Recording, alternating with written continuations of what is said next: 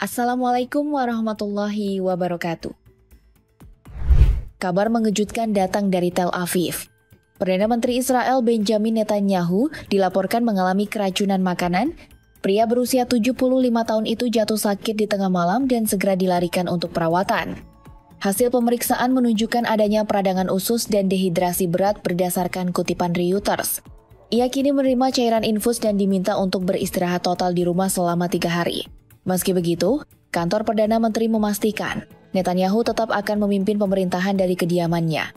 Apakah ini hanya sakit biasa atau peringatan bagi pemimpin yang sudah terlalu lama menantang takdir? Netanyahu bukan pemimpin baru dalam daftar tokoh yang menghadapi krisis kesehatan. Pada tahun 2023, ia dipasangi alat pacu jantung dan hanya beberapa bulan kemudian di akhir tahun prostatnya diangkat akibat infeksi saluran kemih. Kini, di pertengahan 2025, tubuhnya kembali memberi sinyal bahaya. Menurut media Matrubumi, keracunan ini disebabkan oleh makanan basi yang dikonsumsi Netanyahu. Meski demikian, kantor Perdana Menteri menyebut Netanyahu akan tetap mengelola urusan kenegaraan dari rumah sambil beristirahat total.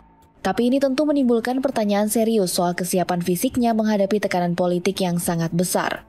Kondisi ini terjadi di saat yang sangat krusial. Di tengah tekanan publik atas perang berkepanjangan di Gaza, dan yang lebih penting, kasus korupsi yang membayangi dirinya selama bertahun-tahun.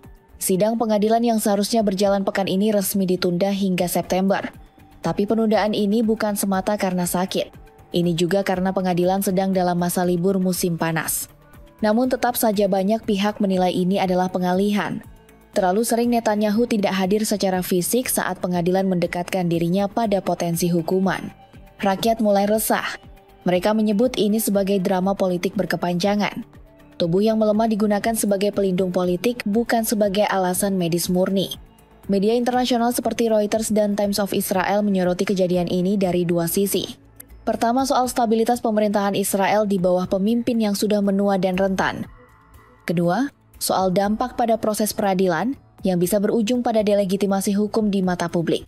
Dunia bertanya, apakah Israel masih bisa dipimpin oleh seorang Perdana Menteri yang berkali-kali dirawat, sembari menjalankan negara yang sedang dilanda perang, krisis ekonomi, dan tekanan diplomatik internasional?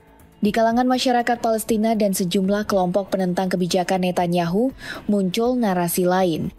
Ini adalah karma dari Tuhan. Selama lebih dari 9 bulan, Gaza dibombardir tanpa henti.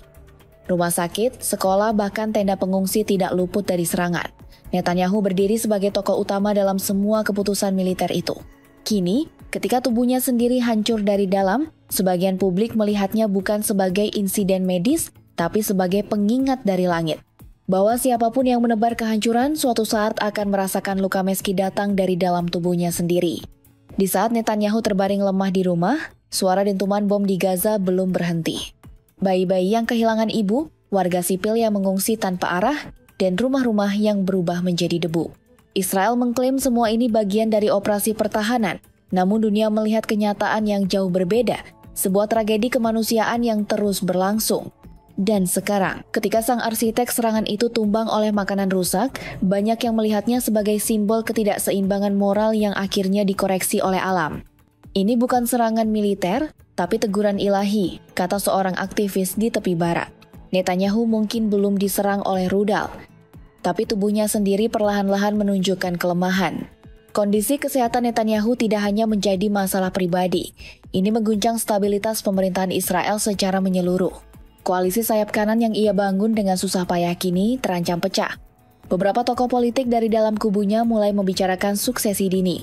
Jika Netanyahu tak sanggup hadir di pengadilan, tak mampu memimpin kabinet, dan terus menghindari sesi parlemen, maka rakyat berhak bertanya, masih layakkah ia menjadi Perdana Menteri?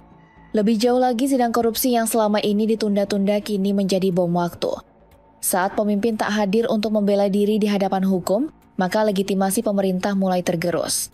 Pemerintah-pemerintah dunia mulai menyuarakan keprihatinan.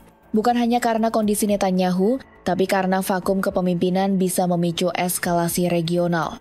Iran, Hizbullah, bahkan kelompok Houthi di Yaman semuanya mengamati dengan cermat apakah ini saat terbaik untuk menekan balik Israel. Bahkan di dalam negeri, kelompok oposisi dan publik anti perang mulai menyuarakan satu kalimat yang menggema. Kalau Netanyahu tak mampu berdiri, maka biarkan rakyat memilih pemimpin baru. Seorang pria tua, berbaring lemah, tubuhnya rapuh, tetapi dikelilingi tembok kekuasaan dan sejarah panjang kontroversi. Netanyahu adalah nama besar, tapi seperti semua pemimpin besar yang terlalu lama bertahan di singgasananya, akhirnya waktu juga menagih janji. Ia mungkin belum mengundurkan diri, tapi tubuhnya sudah lebih dulu bicara. Akankah kursi ini segera kosong? Akankah Israel membuka lembaran baru? Ataukah Netanyahu seperti biasanya akan kembali dan bangkit dari sakit hanya untuk membuktikan bahwa dirinya tak tergantikan? Dari sebuah rumah di Yerusalem, seorang pemimpin kini beristirahat. Dan dari puing-puing di Gaza, ribuan jiwa yang tak bersalah masih menunggu keadilan. Kita hidup di dunia yang aneh, di mana pemimpin yang memerintahkan serangan bisa roboh karena sekotak makanan basi. Dan mungkin inilah cara semesta menyeimbangkan segalanya. Bukan lewat perang, tapi lewat perut. Kisah ini belum selesai. Dan mungkin kejatuhan Netanyahu tidak datang lewat pengadilan, bukan lewat pemilu, tapi lewat tubuhnya sendiri. Koalisi pemerintahan Israel saat ini berdiri di atas fondasi yang rapuh gabungan partai sayap kanan, agama ultra-ortodoks, dan nasionalis garis keras. Semua ini dijahit oleh satu nama, Benjamin Netanyahu. Tapi kini, ketika ia jatuh sakit, retakan mulai terlihat. Menteri-menteri mulai berbeda sikap. Beberapa mendesak agar kekuasaan dilimpahkan sementara beberapa lagi justru mempersiapkan kampanye untuk menggantikan Netanyahu secara permanen. Situasi ini ibarat bom waktu politik. Jika tidak segera ditangani bisa menyebabkan keruntuhan kabinet, bahkan mungkin pemilu dini. Ia masih menghadapi dakwaan suap, penyalahgunaan kekuasaan dan penipuan. Penundaan demi penundaan telah membuat publik muak. Kini publik bertanya jika seorang terdakwa korupsi terlalu sakit untuk hadir di pengadilan, tetapi cukup sehat untuk memimpin negara. Apa artinya itu bagi hukum? Sistem keadilan Israel sedang diuji. Dan jika Netanyahu lolos tanpa mempertanggungjawabkan perbuatannya, maka kredibilitas hukum di negeri itu bisa hancur total. Netanyahu mungkin akan kembali, atau mungkin tidak.